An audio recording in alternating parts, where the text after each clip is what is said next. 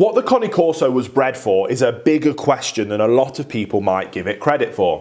When we think about the breeding of dogs who have come into existence in the last couple of 100 years, we can say with a good deal of certainty and brevity what they were bred for. When it comes to more ancient breeds who have been consistently bred with certain physical and temperamental characteristics since ancient times, as is the case for the Cane Corso, it's a bigger ask. Indeed, the Corso likely hasn't changed much since its apparently Molossian origins in ancient Greece and Rome, and so it is not the Kennel Club standard that we talk about when we really investigate their breeding past.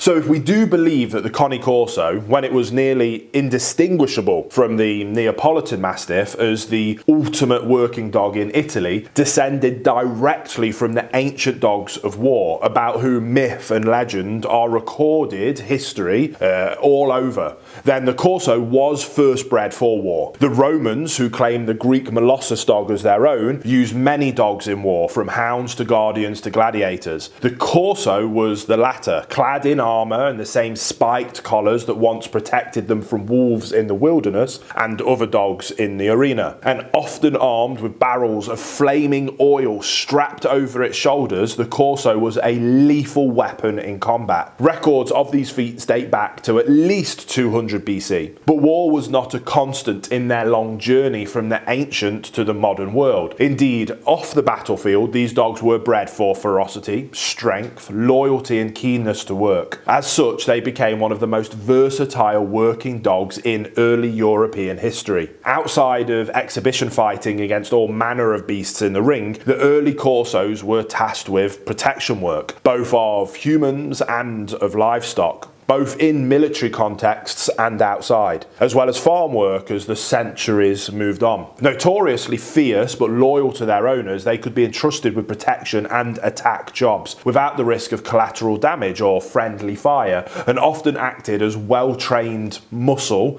to accompany agricultural workers on dangerous jobs with their animals. As is often the case with canine history, there is some controversy about the working dogs of rural Italy that were a staple for nearly 1,000 years. It can never be known for certain whether the two types of working mastiffs in Italy diverged from the same early Corso that we have just mentioned. Regardless, signs of a clear purpose, breeding of two lines of working mastiff in the country was undeniable by the 20th century. We had a heavier and lighter working mastiff type.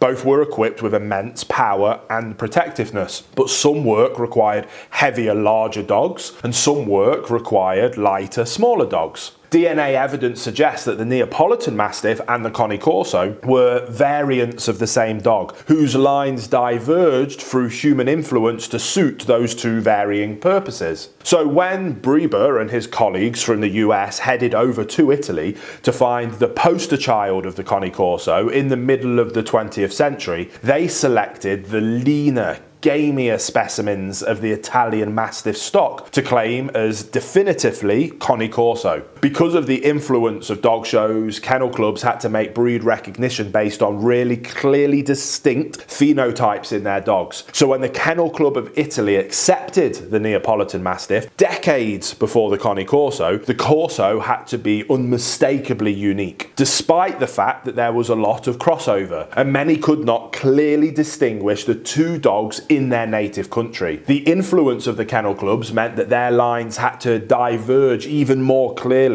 and so the Corso was bred for leanness and tightness, and the Neo was bred for size and type. So despite the fact that Corsos were now being bred to aesthetic standards rather than working ones, the limitation of variation could not erase their deeply ingrained temperamental traits: protectiveness, loyalty, intelligence, and willingness to please. As a result, much more modern breeding practices have led us to breed Corsos as family guardians and companions, as well as world-class protection dogs who excel in sports like Schutzhund. They have been continually bred for size, particularly in the US, but are still bred specifically to be capable in working roles, and as a result are perhaps the most effective working Mastiff type still around in large numbers, rivaled only perhaps by the Presser and the Dogo in terms of drive and capability. In short, what were Corsos bred for?